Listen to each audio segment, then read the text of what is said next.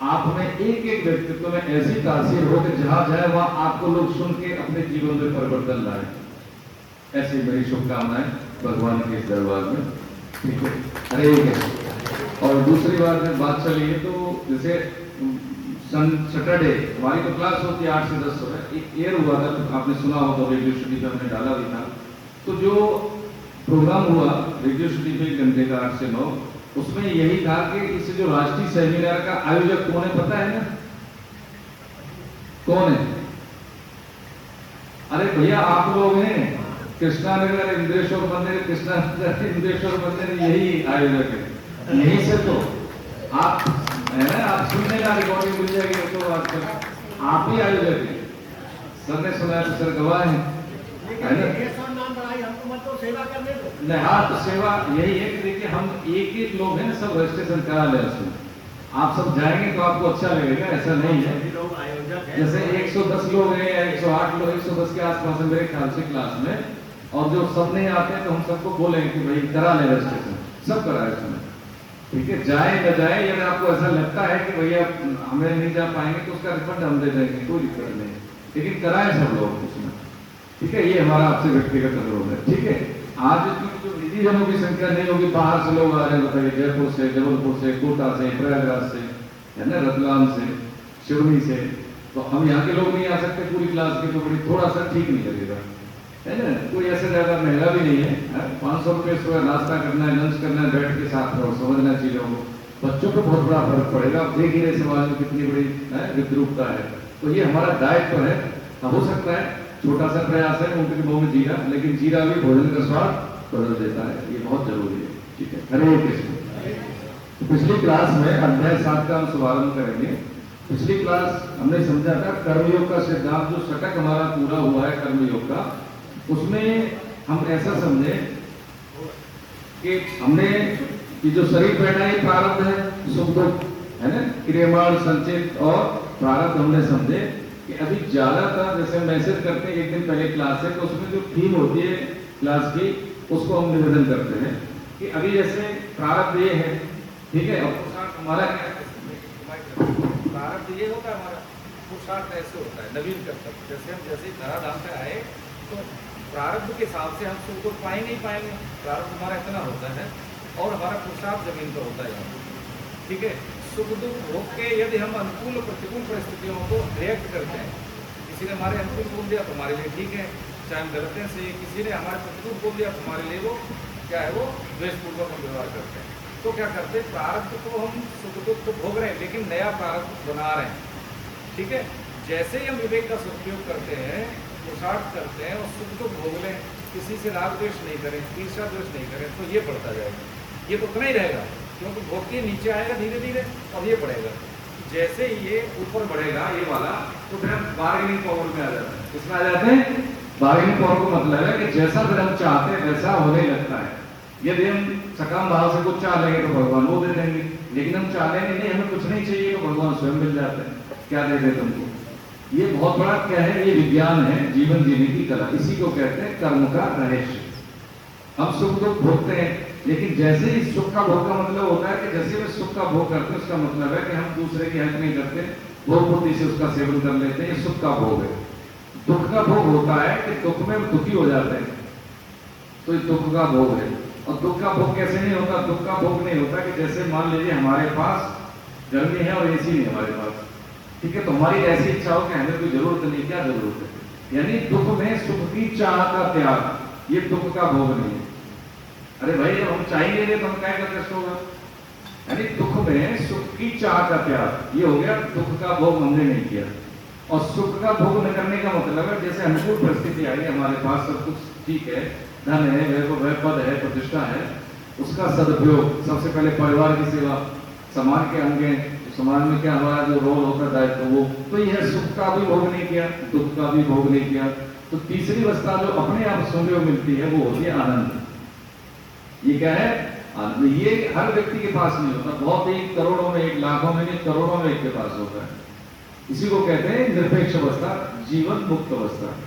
अब इसका जो यहां तक भगवान ने जब बता दिया, क्या ये स्थिति बताई, कौन सी? कर्मयोग का रहस्य। अब यहाँ से जैसे हम कर्म का रहस्य जान लेते हैं, तो पहले तो परिचय बताया गीता के उपदेश में शुरू में, हमारा परिचय क्या है, हम कौन है, और उसके बाद ये बताया कि तुम आए किस लिए हो, आए हो तो कुछ न कुछ तो करना पड़ेगा, हर जीव सृष्टि में कुछ न कुछ करता है। तो मनुष्य का कर्म क्या है कि कर्तव्य कर्म, उसके पास विवेक है, मनुष्य ही सारे जीवों का पोषण करता है, सब जाने अनजाने आप देख लें, है ना। हम ही तो कमाते हैं, हम ही व्यक्तियों को देते हैं, हम ही बच्चों की सेवा करते हैं, हम ही समाज का पालन पोषण करते हैं। तो क्या है कि यही कर्म करने की विधा हम जान लेते हैं, तो जो वही कर्म भक्ति बन जाते हैं। तो ये अध्याय 7 का मतलब क्या है, ज्ञान विज्ञान योग, इसका नाम है। ज्ञान का मतलब है जान लेना, और विज्ञान का मतलब है जानी हुई चीज को अनुभव में लाना। जैसे विज्ञान का मतलब समझते हैं, भौतिक विज्ञान की बात करते हैं, वो नहीं है। आध्यात्मिक जो शास्त्रार्थ में विज्ञान का मतलब होता है ज्ञान, या जो जाना हुआ ज्ञान है उसको आचरण में लेके आना, अनुभव करना, ये ज्ञान विज्ञान योग है। जाने हुए ज्ञान का जब हम आदर करते हैं तो उसी से भगवान का योग होता है। ज्ञान का मतलब क्या है कि हम सदा ही मुक्त हैं। जो सृष्टि जड़ चेतन हमने जो समझा वो क्या है, ईश्वर का ही रूप है, इसमें कोई अलग भेद नहीं है। ये जो ज्ञान विज्ञान का रहस्य भगवान इस अध्याय में बताएंगे, ज्ञान विज्ञान योग है। ठीक है, पहला अध्याय, पहला श्लोक इस अध्याय का, 7वें अध्याय का पहला श्लोक, ज्ञान विज्ञान योग।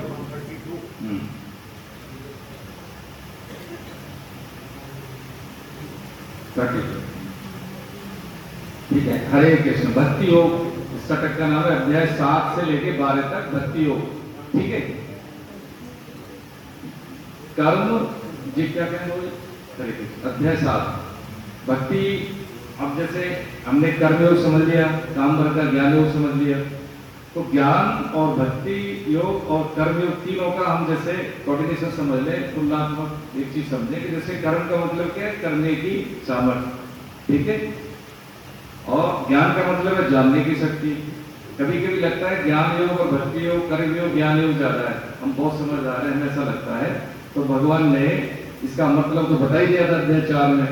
सिद्ध महापुरुषों ने इसकी व्याख्या जो बड़े सरल ढंग से की, उसको थोड़ा सा समझ ले कि जैसे ज्ञान का मतलब होता है दीपक, प्रकाश, है ना, उससे हमें बोध होता है, और उसके हमें रुई चाहिए, घी, जो भी दीपक भी चाहिए, तो दीपक जलेगा, रोशनी होगी, अंधेरे में प्रकाश होगा, एक तो ये हो गया। और उसमें क्या है कि जैसे पंखा चल रहा है तो हमें बचाना पड़ेगा, आंधी आ गई तो उसका रक्षा करनी पड़ेगी, यानी उसमें क्या है, बाधाएं हैं, दीपक में बाधाएं हैं कि हमें उसके अनुकूल ही वातावरण चाहिए, नहीं तो बुझ जाएगा। उपस्थितियां मतलब हमारे पास उपलब्धता साधनों की होते हुए भी, यानी ज्ञान होते हुए भी।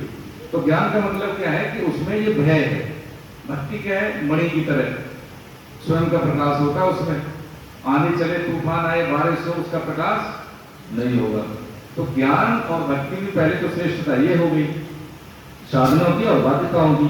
दूसरी क्या है कि जैसे ज्ञान क्या है, स्त्रीलिंग, और सृष्टि में माया क्या है, ज्ञान क्या पुल्लिंग, सॉरी, और माया क्या है, स्त्रीलिंग, फेमिनिन और मैस्कुलाइन जेंडर। तो माया है स्त्रीलिंग, ज्ञान क्या है, पुल्लिंग। तो उसमें आकर्षण का क्या रहता है, भय रहता है, फिसलन का भय रहता है।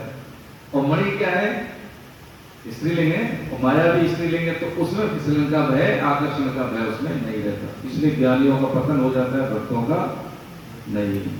तो हाँ, तो इसमें ज्ञानी क्या करता है, संसार से संबंध विच्छेद करता है। कर्मयोगी क्या करता है कि संसार की सेवा करता है, ठीक है, माता पिता, भाई भौजाई, पत्नी पति, जो भी सबकी सेवा करता है शुद्धाई के सेवन से। और भक्त क्या करता है, वो भगवान की ही सेवा करता है, सब में ईश्वर के दर्शन करता है। तो एक दूसरे के पूरक है, ये तीनों योग अलग अलग नहीं है, एक दूसरे के पूरक है, ठीक है। जैसे आप 10वीं तक सारे कोर्स पढ़ते हैं, उसके बाद हमारी स्ट्रीम चेंज हो जाती है, कोई साइंस स्ट्रीम में, कोई एग्रीकल्चर में, कोई आर्ट में।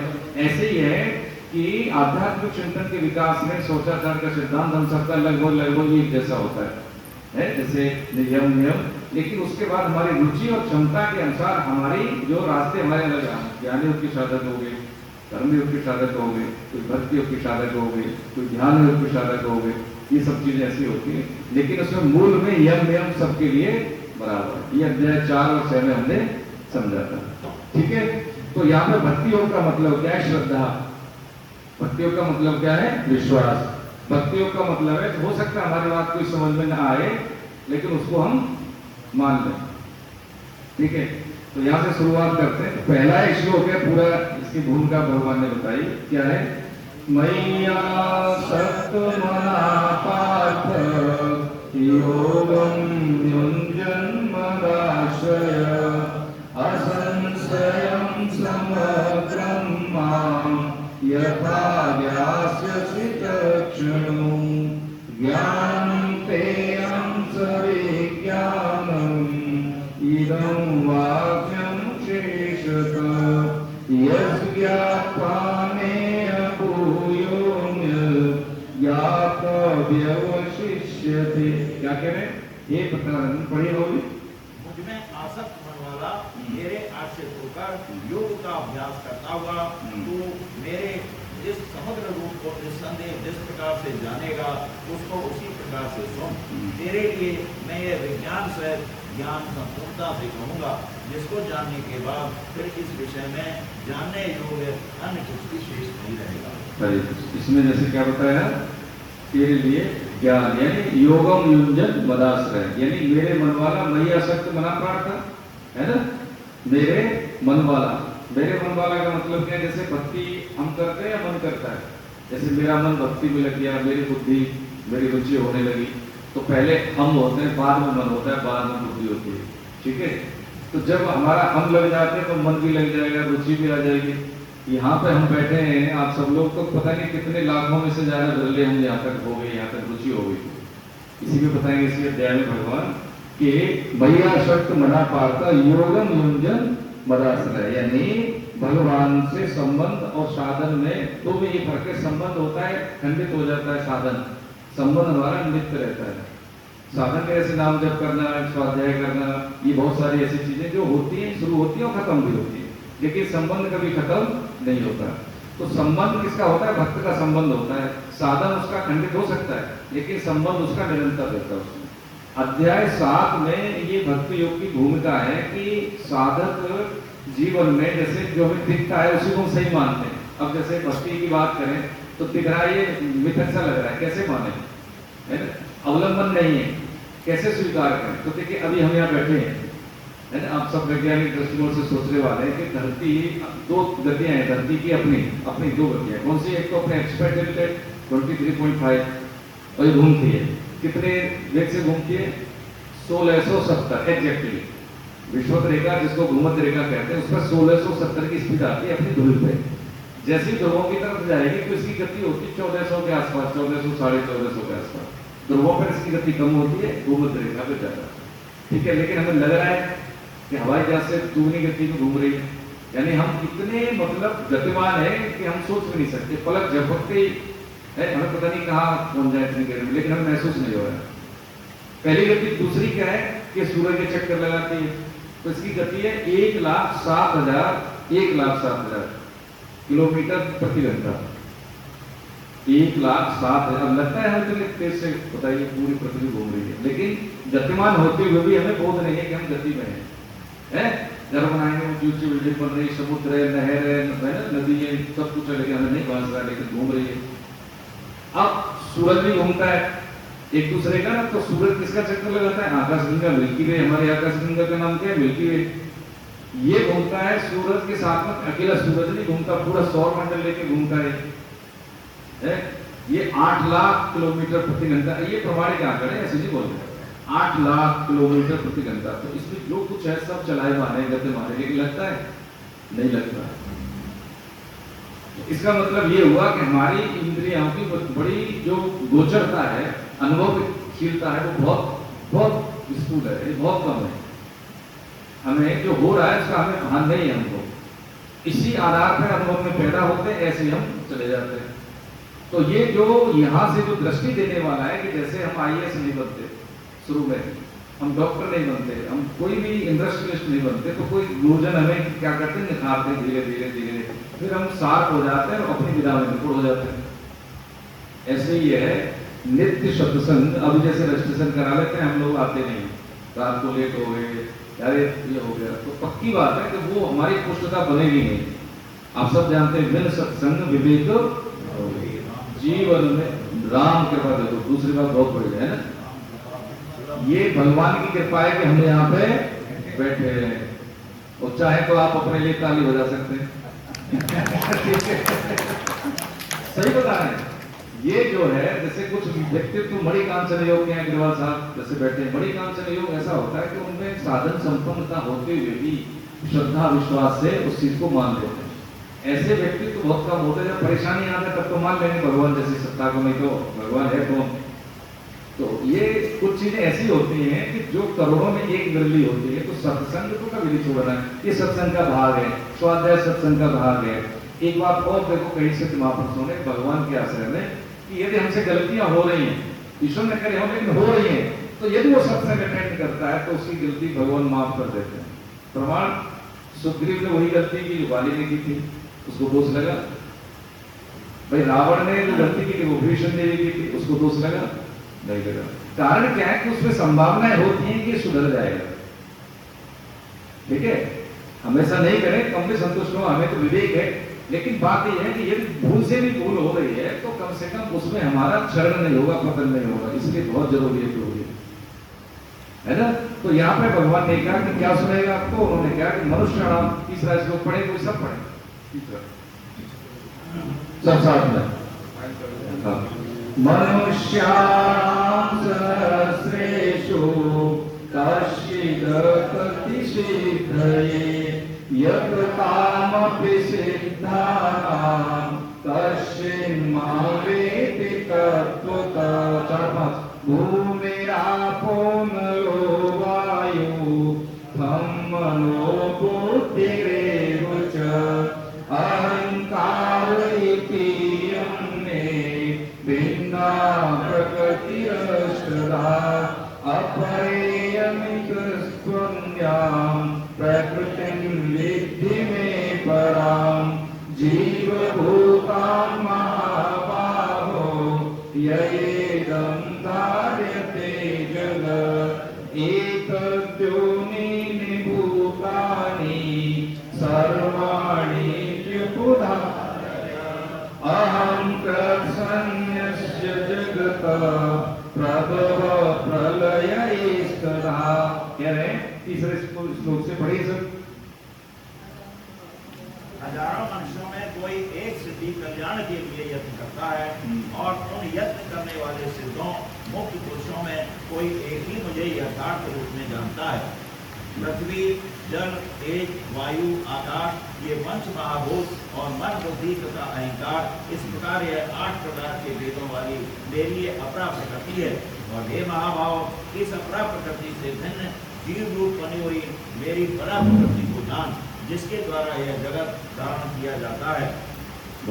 इसमें जैसे तीसरे श्लोक में कहा, क्या कहा तीसरे श्लोक में कि अन्य हजारों मनुष्यों में से कोई सिद्धि यानी कल्याण, हजारों में से कोई प्रयास करेगा, उन प्रयास करने वालों में से कोई बिरला। तो ये लाखों में करोड़ों में आता है कि कोई एक अंतिम गंतव्य के लिए प्रयास करता है ना। जैसे हम सब चाह लेते हैं कि ठीक है, लेकिन जैसे हम तो यही अपनी बात करें, रजिस्ट्रेशन करा लिया हमने, आएंगे, शुक्ला साहब चले गए, गुप्ता जी चले गए, भैया चले गए, आपने एमएल अग्रवाल साहब चले गए, ठीक है, घर चले गए, 2-4 बातें की आ गए, लेकिन सस्टेन उसको नहीं करते, रेगुलर नहीं करते। हफ्ते में 1.5 घंटे 1 घंटे अपने लिए निकालें। इससे लाभ क्या है कि भाई परिवार में शांति व्यवहार कैसे करें। जो गलतियां हो जाती हैं हमें लगता नहीं है, जैसे पृथ्वी घूम रही है, लग नहीं रहा है, हमें नहीं लगता है कि हम स्वर्ग लोकी नरक लोकी क्या बनेंगे, लेकिन ऐसी व्यवस्थाएं सब हैं। यदि हम पुरुषार्थ का प्रयोग सदुपयोग करते हैं तो ऐसी व्यवस्था है कि हम कैसे होंगे, फलित होंगे। होता ही नहीं, लेकिन उधर हमारा ध्यान जाता नहीं है। हमें लगता है कि सुख दुख मिल रहा है, इसी को मैनेज करें। इसलिए हम क्या करते हैं, प्रारब्ध का ही ग्रहण करते हैं, भाग्य का निर्माण करते हैं। जबकि भाग्य का हमने समझा है थ्योरी ऑफ कर्मा में, भाग्य के अधीन नहीं, भाग्य का समापन करने के लिए हम पैदा हुए हैं। जैसे ही वर्तमान के सुख दुख भोग के क्षण हो जाते हैं और पुरुषार्थ के बल पे हम क्या करते हैं, दूसरों की सेवा कर लेते हैं, तो हम क्या हो जाते हैं, हमारी मुक्ति हो जाती है। किससे? जीवन मुक्ति।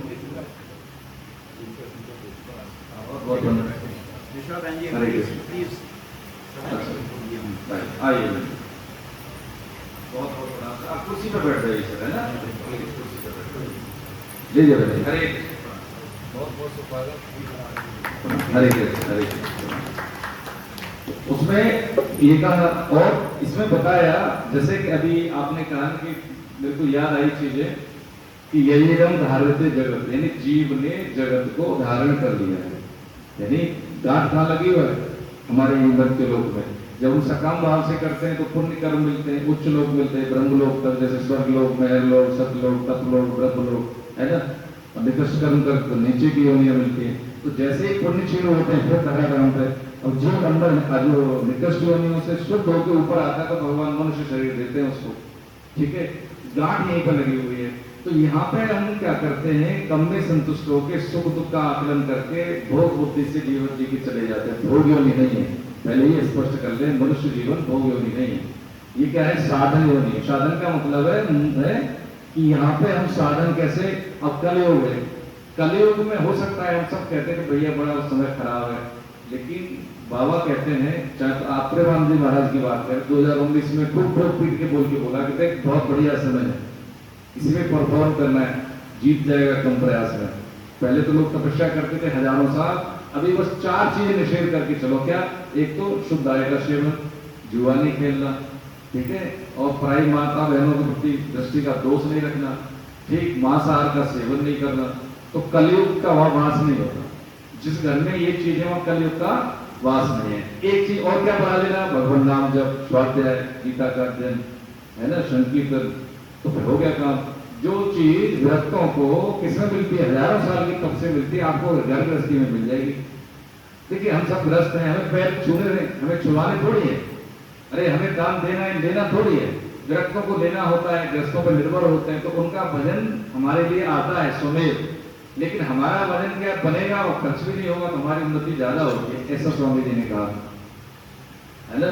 तो जो विधिनिषेध का जब हम पालन करते हैं, तो ये जो बताया है कि जैसे कौन सी अपरा प्रकृति बताई, 8 अपरा प्रकृति कौन सी बताई, ये अहम, ये जो प्रकृति रष्टता, प्रकृति जो है परा और अपरा। शरीर, शरीर हमने समझा अध्याय 2 में, ठीक है।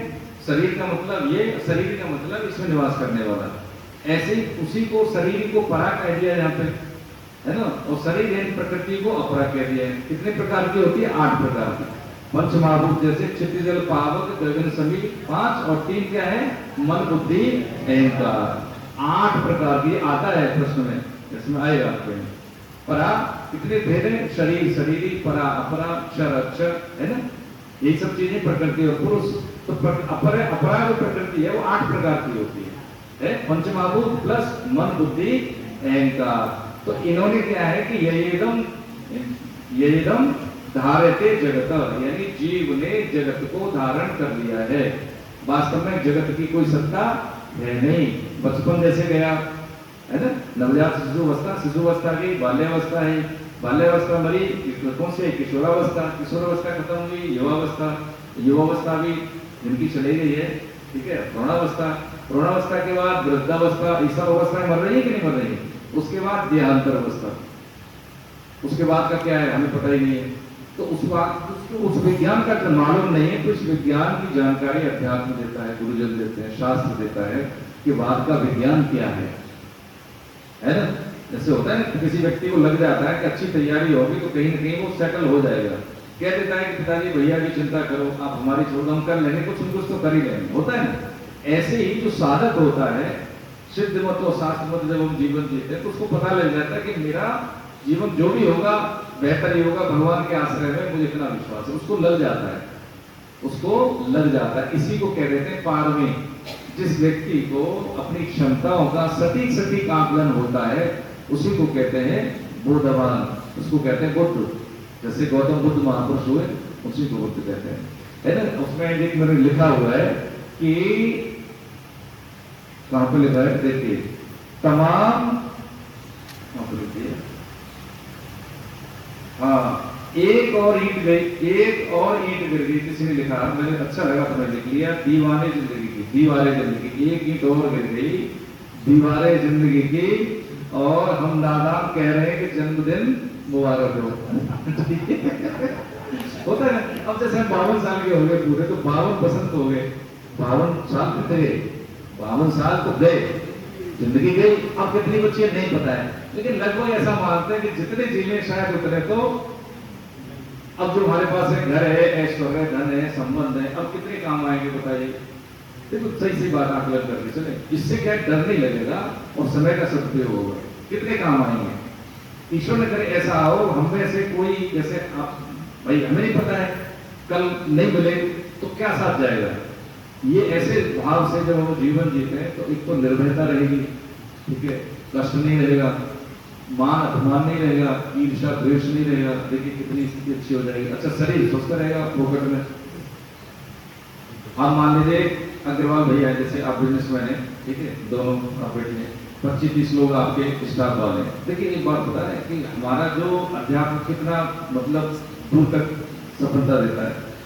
आप अपने व्यक्तित्व को, व्यक्ति को, जो स्टाफ है उसको बोले भैया गीता में रजिस्ट्रेशन कराने ले सेमिनार में, ठीक है, उसका परिवार, उसके परिवार की पालन पोषण की क्षमता, उसका व्यवहार, जहाँ काम कर रहा है वो समझ जाएगा कि रोजी रोटी वो मेरा ईश्वर का रूप है, तो इसको झूठ नहीं बोलेगा, नंबर 2 का काम नहीं करेगा, बेईमानी नहीं करेगा। और हमने व्यवहार से पूछ लिया भैया सब ठीक ठाक है तुम्हारे घर में, हमारे यहाँ चीज जो चल रहा है उससे परिपूर्णता हो रही है ढंग से, ठीक है, जरूरत पड़े तो डांटते भी उसको। वो व्यक्ति ये जान लेता है कि नहीं भाई हमारे मालिक हैं, ठीक है, हमारी कंपनी हमारा बहुत ध्यान रखती है, वो मान लेता है। प्रेम सबके अंदर है, किसी के अंदर कुछ ज्यादा है, किसी के अंदर कम है, लेकिन है मानवता सबके अंदर। वो व्यक्ति कभी धोखा नहीं देगा। कुछ और ऐसे होते हैं कि अगर गलत व्यक्तित्व आ गया आपकी नौकरी में, आपकी कंपनी में, तो वो ज्यादा दिन टिकेगा भी नहीं। अब ये कहा तक है कि यदि हमारा जो बिजनेस है, यदि हमारी नौकरी है, हमारा व्यवसाय है, कितने लोगों की जिंदगी को छूता है सकारात्मक रूप से, ये भगवान की साक्षात सेवा है, माता पिता की साक्षात सेवा है, पति पत्नी की साक्षात सेवा है, बच्चों की साक्षात सेवा है, क्योंकि हम इनको लायक बनाते हैं। हम देखिए इतना जो समाज में हो रहा है कि सब बच्चों को नहीं पता है हम किस लिए धरना प्रदर्शन करते हैं, ठीक है, माँ बाप को नहीं पता है कि हमारा बेटा पढ़ने गया, वो पता लगा तो धरना पे बैठा है, तो चोटें आ गई, किसी को ज्यादा प्रॉब्लम हुई तो पता लगा तो माँ बाप लेके आए, ये तुमने किसी ने बोल दिया तुम क्यों जा रहे हो वहां पे। भाई 60-70 साल के व्यक्ति से हम गाली दे के बात कर रहे हैं, ये कौन सा ज्ञान हो गया भाई। कमियां हैं सब में, ये थोड़ी हम किसी की वकालत नहीं कर रहे, कमियां हैं, उसको निदान होना चाहिए, लेकिन एक तरीके से बात होनी चाहिए। एक गलत आदमी, सही का आदमी है, दोनों में यही फर्क है कि गलत व्यक्ति हमेशा रिएक्ट करता है, सही व्यक्ति रिप्लाई देता है कि इसका समाधान ऐसे है। हमारी सबकी साझा जिम्मेदारी है कि समाज में जो गलत हो रहा है बच्चों का भविष्य बनाने की, तो इस तरह की वारदातें नहीं होनी चाहिए। आत्महत्या जैसे बच्चे कदम उठा लेते हैं, डॉक्टर सारे बन जाए तो इंजीनियर कौन बनेगा, सारे इंजीनियर बन जाए तो टीचर कौन बनेगा, सारे ही टीचर बन जाए भाई तो आईएएस कौन बनेगा। सबकी अपनी अपनी क्षमता है। हम माँ बाप हैं, हमें बच्चों से यही कहना चाहिए कि देखो हम तुमसे बहुत प्रेम करते हैं बेटा, आप कुछ भी बनो, बेहतर बनना, बचपन जरूर जियो, खेलना भी है तुमको, पढ़ना भी है तुमको, एंजॉय भी करना, अलग से बचपन थोड़ी आएगा, ये हमें बोलना है माँ बाप को, तो बालक का स्ट्रेस कम होगा और सारा प्रेशर आ गया सीधा सीधा बच्चे को दे दिया कि नंबर लाने, नहीं तो ऐसा होगा, नहीं तो ऐसा होगा, तो पेरेंटिंग का आएगी भाई। पेरेंटिंग का मतलब है बच्चे का प्रेशर खुद पे ले लेना, बच्चे को डोम की तरह है उसको छत दे देना कि नहीं मैं हूं, चिंता नहीं करना है, लेकिन समय का सदुपयोग करो, ताड़ना भी देनी है उसको, लेकिन प्रेशर नहीं देना उसको। ये बचपन है। आप देखिए हमारे माँ बाप ने ऐसी थोड़ी कोई परवरिश की थी, लेकिन अभी हम उनके आसपास ही मंडराते रहते हैं, प्रेशर है उसके पास। आप देखिए किसी स्थिति में है, आज का जमाना इंटरनेट का जमाना है, वो कैसे माहौल में जी रहे थे। तो ये क्या गीता का साधन जो होता है, जीवन के ढंग, गीता के क्षण। ये जो अभी इंटरव्यू हुआ था वहां पे जो राशि थी, जो लड़की जो आरजे है, मैं देखता हूँ बहुत अच्छा कम्युनिकेशन है, बहुत अच्छा फीलिंग है उन बच्चों की, यूथ बहुत अच्छा है, पोटेंशियल बहुत अच्छी है, लेकिन फिर भी संतुष्ट नहीं है। वो लड़की मेडल ही रहती है घर में, सारा काम करती है, बहुत व्यस्त रहती है, एक्सटेम्पोर पर्सनैलिटी, लेकिन फिर भी क्या संतुष्ट नहीं है। क्या लगा, जीवन दो तय करो। जीवन में रुचि आना, प्रेम का मतलब यही होता है कि जो मेरे पास है मैं उसको जी रहा हूँ, बिजनेस जी रहा हूँ, नौकरी जी रहा हूँ, जो भी हम काम कर रहे हैं वो जी रहे हैं। घर परिवार में 4 लोग हैं, 4 मोबाइल हैं, तो कोई हम बात नहीं करते उसमें। ये जीवन कैसा बताइए, बड़ा कष्टकार है। पति आ गया मोबाइल में बिजी, पत्नी वो मोबाइल में, बच्चे वो अपने मोबाइल में बिजी, तो 4 लोग हैं, 4 अलग अलग है ना। कोई भुक्का फाड़ के नहीं हंसता, घर में पहले हंसा करते थे, जैसे बड़े जन बैठे हैं आप सभी लोग। इससे क्या होता है कि हमारी फीलिंग शेयर होती है, तो मन में जो गांठ नहीं बनती, जो गांठ बन जाती है, अपनी फीलिंग शेयर नहीं कर पाते तो हम बीमार हो जाते हैं, प्रेशर में रहते हैं। हाइपरटेंशन उसी का नाम है और क्या है, डायबिटीज उसी का नाम है और क्या है ना। तो ये अध्यात्म में क्या देता है, जीवन जीने के सूत्र देता है कि देखो जो भी है, जैसे भी आप हमारे हो हम आपके हैं, क्या हुआ कुछ गलतियां हो गई तो कोई फर्क नहीं पड़ता है। तो भगवान ने बताया कि एक समय के बाद ये शरीर रहेगा नहीं, जितना बीत गया वो तो घट गया, लेकिन जो बचा है उसको सार समार कर ले, है ना। बीत गई सो बीत गई, अब रात रही तो, यही भगवान यहाँ पे सूत्र देते हैं। आगे क्या कह रहे हैं देखो, भगवान आगे बता रहे हैं, क्या बता रहे हैं, भक्तों के प्रकार, ठीक है। 7वां श्लोक, 7वां श्लोक होगी, इसको पढ़ते हुए इसमें किंचिदस्ति धनंजय वेदं प्रोतं सूत्रे मणिगणाइव रसोऽहमप्सु कौन्तेय, सब पढ़ें। प्रवास्मि शशि सूर्ययो प्रणवः सर्ववेदेषु शब्दते पौरुषं नृषु पुण्यो गन्धपृथिव्याच्च तेजसास्मि विभावसु जीवनं सर्वभूतेषु तपश्चास्मि तपस्विषु बीजं मां सर्वभूतानां विद्धि पार्थ सनातनं बुद्धिर्बुद्धिमतामस्मि तेजस्तेजस्विनामहम्। हाँ पढ़िए 7वां, मत्त परतरम नान्यत्, मत्त परतरम नान्यत् किंचिदस्ति धनंजय, कह रहे मेरे अलावा हे धनंजय, मेरे अलावा इस सृष्टि में कुछ भी नहीं है। जड़ चेतन पेड़ पौधे लता पता सब मेरा ही रूप है। इसको कहते हैं भगवान का समग्र रूप। जैसे हम निराकार को मानने वाले हैं, कुछ साकार को मानने वाले हैं, तो साकार का मतलब है जैसे विग्रह अवतार, अर्चावतार बोलते हैं, भगवान विष्णु को मान लेना, भगवान शिव के ये विग्रह है ना, ये साकार हो गया। एक होता है निराकार, निराकार का मतलब होता है कि उनका कोई आकार नहीं है लेकिन सब में व्याप्त है। लेकिन निर्गुण निराकार यानी ज्ञान योगी प्राय इसी को मानते हैं ज्यादातर। एक होता है निर्गुण निराकार हो गया, एक होता है सगुण निराकार। सगुण निराकार का मतलब है सब में भगवान है, सगुण का मतलब सब दिख रहे हैं लेकिन कोई निश्चित आकार न होने के कारण सगुण निराकार है, ठीक है। तो ये प्रकृति क्या है, ये सब ईश्वर के रूप है, ऐसा का मतलब परतर नाम में किंचिदस्ति धनंजय, सब मेरा ही रूप है। अब तो ये बेटी है तो भगवान का रूप है नहीं, पत्नी उसमें आ गई, पति उसमें आ गई, है ना, ये सब उसमें आ गए, लता पता पेड़ पौधे। यही समेतता गोस्वामी जी ने क्या कहा है, सिया राम में सब जग, सिया राम सब जग जाने का मतलब है मैंने जान लिया है कि सब में ईश्वर का ही अंश है। बस यही भगवान को साक्षी मान के, यही मान के आपकी सेवा में आते हैं कि सब छोटे उम्र में बड़े सभी को चरण वंदन कर लेते, आप हैं तो भगवान के ही अंश। लेकिन क्या है, ये एकदम धारते जगत, हमने क्या किया है कि भगवान और संसार में से संसार को चुन लिया है, इसलिए हम संसार में हैं। लेकिन इस संसार से मुक्ति पानी है तो क्या करेंगे, संसार की सेवा कर लें। तो संसार की सेवा से क्या होता है, संसार की सेवा से क्या होता है, भगवान की सेवा होती है। हमने पढ़ा है ना सूत्र, भोक्तारम यदि तपसा, तो इससे भगवान की सेवा होती है। जैसे ही हम भगवान की सेवा कब होती है, जब हम चिंतन में करते हैं सब ईश्वर का ही रूप है। तो जब ऐसे जब आदत में आती है तो जब अंत समय होता है तो भगवान का चिंतन होता है। अंत मतिसो गति। एक बात और इसमें, चाहे आध्यात्मिक विकास हो या भौतिक, रिजेक्शन हमें आना चाहिए, स्वीकार कर लेना चाहिए रिजेक्शन। जब तक हम रिजेक्शन को स्वीकार नहीं करते तब तक परफेक्शन नहीं आएगा, पक्की बात है। देख लेना ये बहुत जरूरी है कि हमें कोई अस्वीकार करे फिर भी हम गिर के उठे। तो रिजेक्शन जीवन में आता है, सबके में आता है, लेकिन जो टूट जाता है वो रह जाता है, लेकिन फिर खड़ा हो जाता है, टूटता नहीं है, फिर वो हारता नहीं है। तो इसलिए rejection plus perfection equal to selection. यानी जीवन में जब हम रिजेक्शन को स्वीकार कर लेते हैं तो परफेक्ट बनते हैं, और जब परफेक्ट बन जाते हैं तो हम जीत जाते हैं। ये हर चीज में है, यहाँ पे सबको गिरते हैं, सबको बोलते हैं कोई कुछ है कोई कुछ है, लेकिन उसको क्या करें, उसकी बात को भैया माने कि ये मुझे आगे के लिए मजबूत कर रहा है।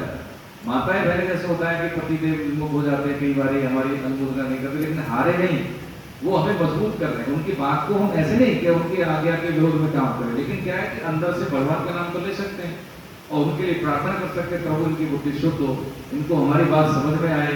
खाना पीना बनाते समय बच्चों के लिए भी यही करें कि बालक कई बार हमारी बात नहीं मानता तो बालक है ठीक है, लेकिन बात मानेगा, अपना भजन बल उसको दे दे तो कालांतर में बच्चे शुद्ध रहेगा। ये पक्की बात है, ये अनुभव की बात बता रहे हैं प्रभु जी। ऐसे ही जब हम गीता का जैसे स्वाध्याय साथ में करते हैं पति पत्नी दोनों मिलके, बहुत अनुकूल होता है। इसलिए जैसे यदि हम कोई अनुष्ठान करते हैं तो विवाह संस्कार के बाद ये विधि निषेध है कि बिना पत्नी के पति का अनुष्ठान लगता ही नहीं है। अब बताओ, यदि किसी कारणवश हम इस उम्र में आ गए, हमारा पति पत्नी में से कोई एक रह गया, ईश्वर न करे किसी का है, तो उसका दायित्व है कि अपने पति के लिए वो प्रार्थना करें, या पत्नी है तो पति के लिए, पत्नी है तो पत्नी के लिए, तो वो पूर्ण हो जाता है कि संकल्प स्वरूप में उनको मान लिया कि वो मेरे साथ हैं, शरीर उनका नहीं है लेकिन उनके लिए मैं शरीर में हूं, उनके लिए मैं अनुष्ठान कर रहा हूं। ये बहुत जरूरी है। यदि ऐसा करके आते हैं तो बहुत बढ़िया रहेगा। मैं आप सभी से कह रहा हूँ, ऐसा नहीं कि नाम नहीं ले रहे हैं, व्यक्तिगत नहीं बोल रहे हैं, मेरा तो सबसे चरणों में निवेदन है कि आए हम साथ में, इससे लाभ होगा, उनका स्ट्रेस रिलीज होगा। नहीं तो सास बहू के झगड़े, घर परिवार के झगड़े, वो लेके आप बोलेंगे कुछ, अरे बोलो छोड़ो गीता पढ़ रहे हो, वो तो ऐसे हैं आपके भाई, उस बहू ऐसे ही माने नहीं गई, तो मतलब हमारा भी भजन गया, उनका तो भाई था। तो पैर पकड़ के एक दूसरे को खींचते हैं, होता ही नहीं होता पैर पकड़ के। ये बात बहुत, अब कोई तीसरा व्यक्ति इस चीज को लेके आता है तो घर में जो रोज के फालतू की चीजें, ऊर्जा उसी में जा रही है, उसको कोई लेना देना नहीं, देखिए तो कोई मतलब नहीं है। वो तो निकल गया, शरीर पूरा हो गया, तो क्या लेके गया? फ्रस्ट्रेशन, तनाव, ये भाग के ले गया। वो कहीं ना कहीं किसी न किसी रूप में फिर उसी परिवार में वो आएगा, पक्की बात है, ये आएगा। ये कर्मरश है, छिपकली, सांप, जो भी हमारे आसपास, जैसे कोई डॉग आ, कुत्ता आ गया है, कोई गाय आ गई, पर्टिकुलर कोई जानवर हमारे से बहुत हिल जाता है। क्यों हिल जाता है? क्योंकि हम उनसे ही इतने बड़े मतलब क्लिष्ट रूप से जुड़े होते हैं कि मेरा है, मेरा क्यों नहीं है।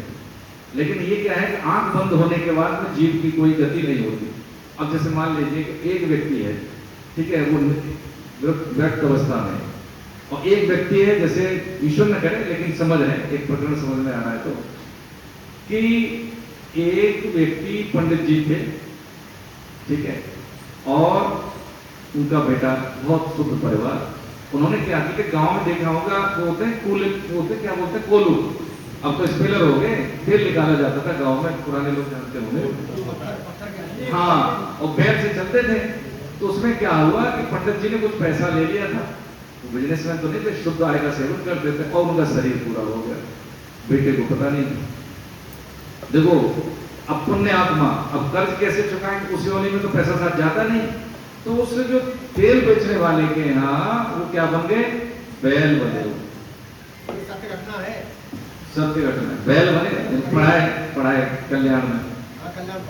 अब उसमें हुआ क्या कि अब उन्होंने अपने किसी गुरु भाई को सपना दिया, संक्षेप में समझ रहे भाव रूप में, कि भाई हमारा हो गया पतन, तुम उस हमारे गांव में जाओ, एक जो तेल बनाने वाला है उसके यहाँ बैल बने, हमारी मुक्ति कराओ भाई, कर्ज दे गए, नहीं तो हम तो ये ऐसी जा रही, पता नहीं उल्टा शरीर हो गया बैल कर। तो उन्होंने देखा सपने में, लेकिन गए तो उन्होंने उसको मतलब फोन नहीं हुआ करते उसको, तो गए उनके बेटे से मिले कि यहाँ पे कोई तेल बनाता है? हाँ है, एक कोई होना नहीं, एक ही है। तो चलो वहाँ मिले, देखें तो एक बैल जो चल रहा है, तेल बनाने वाले से बोला, किसान से बोला, भैया इस बैल को बेचो। करे महाराज कैसे बेचेंगे, हमें तो बिल लेना पड़ेगा। तो उन्होंने कहा नहीं तुम बेच दो, वो चिंता छोड़ दो, क्या करोगे? कि महाराज हम कहाँ जाएंगे फिर, कि नहीं यार इसकी हमें जरूरत है, ये हमें दे दो। तो उसने पैसे ज्यादा मांगे, उस समय 16 रुपए मांगे।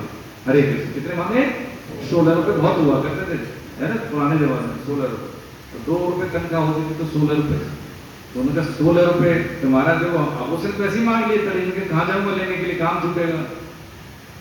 तो उन्होंने कहा ठीक है, अब भाई किसी का कल्याण करना है, इनके पास समय कम, उनको पता कर दिया, तो 16 रुपए देके उस बैल को ले आए। उस बैल ने, अब जैसे मान लीजिए बैल को लेके आए, कोई गुप्ता जी से वो बैल चाटने लगा उनके शरीर को जो लेके आए थे। किसको? बेटे को नहीं, बेटा भी साथ में गया था, जिन्होंने बैल खरीदा था, उनके वो मित्र थे गुरु भाई, लेके पानी वानी पिलवाया, उसका शरीर पूरा हो गया, ठीक था बैल।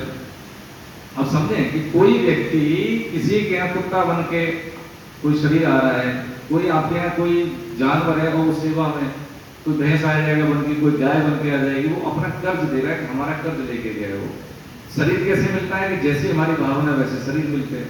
ये खोल है, स्त्री पुरुष बाद में, जीव आत्मा एक ही है, ये स्त्री शरीर है, ये पुरुष शरीर है तो वो शरीर ही, ठीक है। लेकिन भावनाओं के कारण कोई गारंटी नहीं कि जो शरीर में, इस जीवन में स्त्री है तो स्त्री लेंगे, नहीं। ये हमारी सोच है, यानी मति के आधार पर गतियां शरीर की मिलती है। ये विज्ञान अभी समझ लेना फायदे की चीज है, बाद में समझने से कोई फायदा नहीं है। बुढ़ापे की बात करें तो बुढ़ापा मतलब क्या है कि जो हमने कमाई की है बुढ़ापा उसी से प्रभावित है। जिसने जीवन के आरंभिक काल में अच्छे से कैरियर ग्रहण कर दिया तो उसको पैसे की चिंता नहीं होती, प्राय आप सब जानते हैं हम लोग। ऐसे ही जिसने आध्यात्मिक चिंतन का विकास कर लिया, अपने जीवन में उन्नति होगी आध्यात्मिक, उसको बुढ़ापा भासता नहीं है, उम्र जनित बाध्यताएं नहीं रहती। ये पक्की बात है, कई बार चरणों में निवेदन किया है। तो ये जो भगवान ने बताई कि भाई ये जो अपरा प्रकृति है, इसी की माया से हम सब लोग भ्रमित हैं। जो भक्त है, भगवान पर आश्रित है, या सिद्ध कर्म योगी है कि छोटी छोटी सी सफलताओं से कम में संतुष्ट होकर वो जीवन को बर्बाद नहीं करता। अधिकतम ऑप्टिमम संसाधनों का उपयोग करने की बात भगवान ने बताई। और आगे ये भी बताई इसमें दैवी ऐसा गुणमयी, आप पढ़ेंगे इस चीज को, जो एसेंस है हर श्लोक का वो आपके चरणों में निवेदन करते हैं। 14वें श्लोक में क्या होता है, दैवी ऐसा गुणमयी मम माया दुरत्या मामेव ये प्रपद्यन्ते माया वेतान तरन्ते, है ना। तो कह रहे हैं कि देखो भैया ये जो मेरी माया है ये बड़ी कैसी दुरत्य है। दुरत्य का मतलब इससे पार पाना आसान नहीं है। तो क्या करें, तो ये बताया मामेव ये प्रपद्यन्ते, यानी जो भगवान की शरण, जो मेरी शरण में है, माया वेतान तरन्ते, उसका फिर तर जाता है, उसका कोई माया उसका कुछ बिगाड़ नहीं करती, माया उसको प्रतिरोध पैदा नहीं करती। अब जैसे आप सब जानते, शायद हमने बोला भी हो कि मछुआरा पानी में जाल डाले तो कौन सी मछली नहीं आएगी, जानते हैं? जो उसके पैर में होगी वो नहीं जाल फंसेगी, नहीं तो संभावनाएं होगी ना, जहां तक जाल है वहां तक की मछली आएगी। अब जैसे पुरानी माता बहने जानते हो चाकी होती थी घर में, चक्की है ना, कितने लोग जानते हैं, हमें चक्की देखो बड़े बहुत बढ़िया। तो उसमें जो है पार्ट जो दो होते हैं उनमें सारे दाने पिसते हैं, कौन सा छूट जाता था, कील के पास। तो यही है मामेव ये क्या चीज कह रहे भगवान, ये कह रहे मामेव ये प्रपद्यन्ते। 14वां श्लोक, जो मेरे शरण में है, जो मेरे पे आश्रित है, उसका माया उसका कुछ नहीं बिगाड़। वो ऐसे ही मतलब जीव जनी सुरक्षित रहता है। विमुख है भगवान के, वो कष्ट में है, लेकिन सम्मुख है वो कष्ट में नहीं है। आप हाँ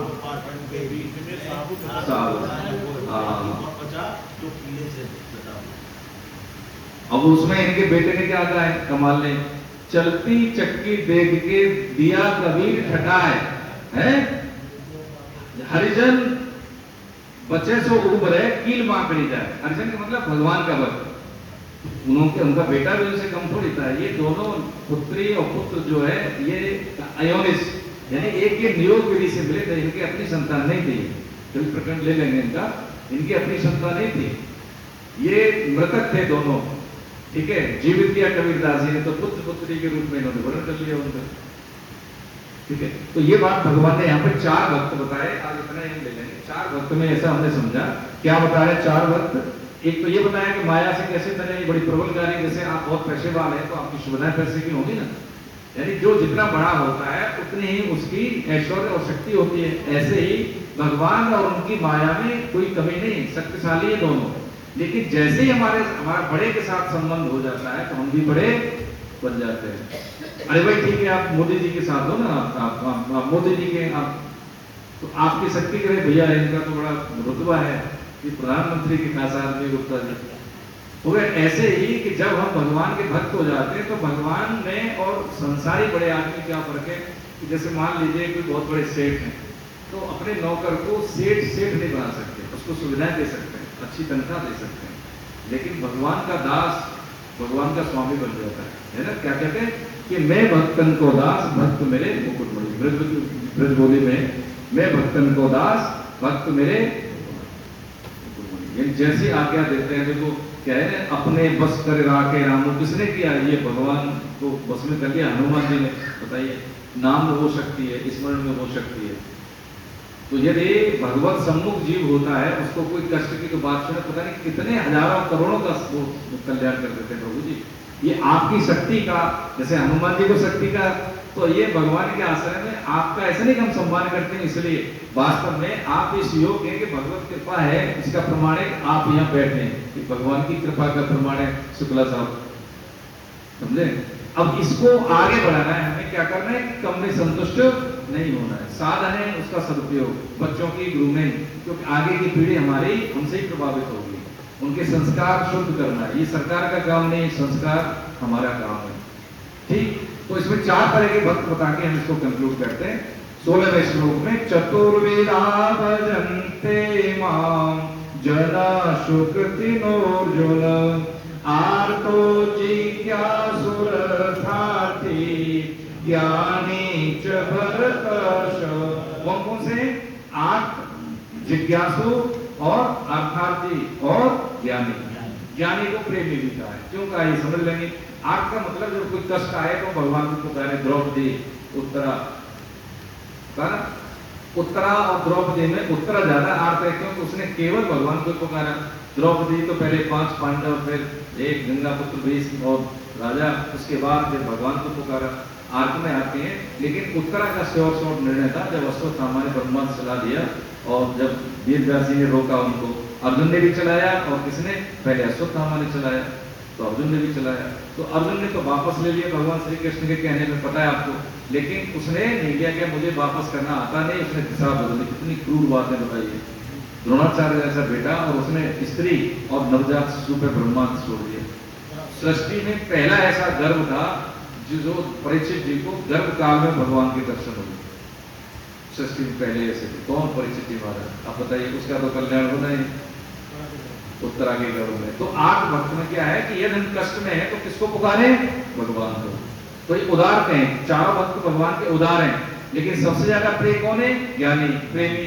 वो क्यों है? वो समझते भी। तो 8 क्या है कि यदि हमें कोई कष्ट आए और भगवान की याद नहीं आए, किसी और अपने संबंधी की या धन की या कोई बहुत पहुंच वाले की याद आए, तो पक्की बात है कि अभी हम भगवान का आश्रित नहीं, मां में वही प्रपद्यंते नहीं, अभी हमारी भावना नहीं बनी।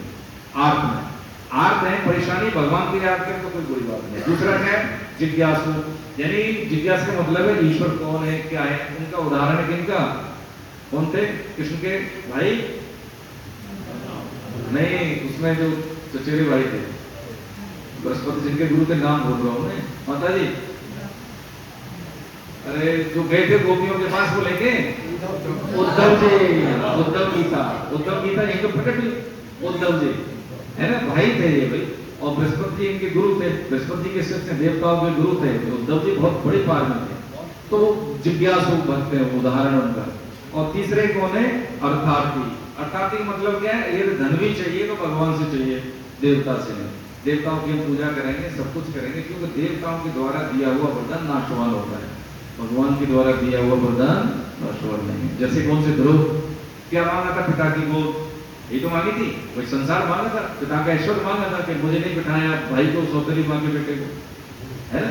लेकिन जब भगवान का साक्षात्कार हुआ तो उन्होंने कमी को तुरंत पूरा किया, मेकअप कर लिया। प्रभु देखो आया था किसी दूसरे पर्पज से, लेकिन अब नहीं, हमें वो चाहिए। तो लेकिन भगवान ने क्या किया? जो नहीं चाहिए था वो 36,000 वर्ष के लिए दिया, और ऐसा लोक दिया जो कि प्रकृति में जब प्रलय होती है तो ध्रुवलोक का कभी पतन, ध्रुवलोक का मतलब ही है, ध्रुवलोक का कभी पतन नहीं होता, ध्रुवलोक रहता है। ब्रह्मलोक डूब जाएगा लेकिन ध्रुवलोक नहीं। ब्रह्मा जी कहाँ रहते हैं? ब्रह्मा जी सृष्टि के साथ विलीन हो जाते हैं प्रलय में, लेकिन ध्रुवलोक ये भक्त की पार में। तो चाहे तो ये तीनों कैसे बताए भगवान ने? उदार है। हम जैसे देखिए, आप जाते होंगे, हम ये नहीं कह रहे सभी अपने अपने धर्म के मानने वाले संप्रदाय हैं, लेकिन हम कामना की पूर्ति के लिए कहाँ चले जाते हैं? साईं जी के द्वार पे, कहीं बाजार पे चले जाते हैं। देखिए, जो सिद्ध मत शास्त्र मत है, जो कहा है वो निवेदन कर रहे हैं आपके चरणों में। किसी की आस्था को ठेस पहुंचाना हमारा नहीं है। हमारा मतलब है हम करके आ रहे हैं, मान्यताएं हमारी अलाउ करती है कि नहीं करती है, ग्रंथ हमारा अलाउ करता है कि नहीं करता है कि ऐसी भाव में बहते जा रहे हैं, वही दौड़ रहे हैं। ये इवेंट जैसे हम इंद्र की पूजा करें, माता लक्ष्मी की करें, गणेश जी के, सब भगवत स्वरूप है, लेकिन चाहे इनसे क्या कि हमें प्रभु का नाम स्मरण भूले, भगवान को भूले नहीं, तो ये बड़े जल्दी प्रसन्न होते हैं और ये वरदान देते हैं।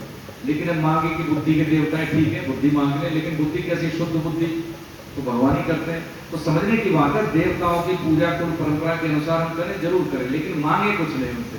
मांगे तो क्या कि हमारी बुद्धि शुद्ध हो, भगवान को नहीं भूले, तो वो भी प्रसन्न होंगे कि क्या बात मांगे, ये तो हमसे भी ऊंचे निकल गए। हाँ, देवताओं से भी ऊंचा होता है भक्त भाई, ब्रह्मा जी आरती उतारते हैं ब्रह्मलोक में, जब जीव जाता है तो सबसे ऊंचा क्या है? गोलोक धाम, वैकुंठ धाम, साकेत धाम, कुछ भी नाम ले ले।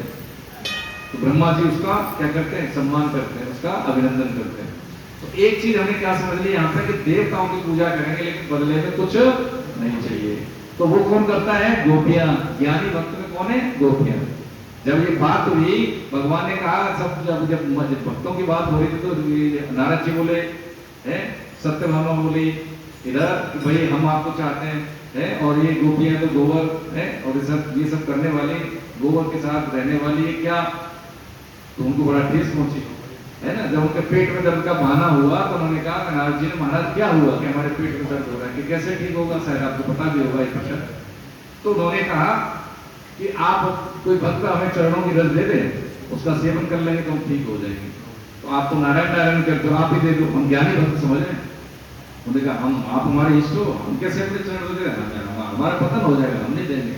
तो मन तो सत्यभामा से कहा कि आप तुम्हारी प्राण प्रिय है, आपकी आराध्य भी है, तो आप हमें अपने चरण रस दे दो। तो उन्होंने भी नहीं दिया। तो उन्होंने कहा एक काम करो, बात नहीं करें लोग, बात नहीं। तो उन्होंने कहा माता जी को मानो। तो उन्होंने क्या कहा कि भाई आप गोपियों के पास आओ। गोपियों के पास गए नारद जी। तो उन्होंने कहा ऐसे ऐसे बात है भाई। तो उन्होंने कहा बोरी भरो, हम नरक में जाए तो जाए, हमें कोई फर्क नहीं पड़ता, लेकिन हमारे आराध्य ठीक है। देखो डिस्टर्ब न करें, आप आगे तो लेट आते हैं और दूसरा डिस्टर्ब कर रही है माता जी, नहीं गलत बात। एक तो लेट आए, कहीं पे भी बैठे हो या पीछे बैठ जाओ, ये छोड़िए नहीं, आप बात न करें, आप नहीं, चलो एक्सप्लेन करिए, कोई फायदा नहीं है। कितने लोगों का हित कर रही हैं आप, कमाई की कम खर्च कर रही हैं ज्यादा, ठीक है। तो हमने क्या समझा? हमने समझा कि ये जो प्रकरण बात समझने की क्या है कि जिस कार्य से भगवान प्रसन्न हो वो कार्य हमें जरूर करना चाहिए, चाहे साधन में कमी हो जाए। देखो सूत्र की बात, चरणों में निवेदन, माता जी चरणों में निवेदन, जिस काम से भगवान प्रसन्न हो वो जरूर करना चाहिए। बालक के गिफ्ट दे बढ़िया और पढ़ाई में करे, ठीक है, जैसे बच्चे देते हैं ना। मेरे साथ भी ऐसे होता तो मैंने कहा भाई साहब गिफ्ट ठीक है, लेकिन मेरे लिए तो तू गिफ्ट है भाई, ढंग से पढ़ लेगा, उससे बड़ा कोई गिफ्ट नहीं है। अब भाई ना सही समझने की बात है।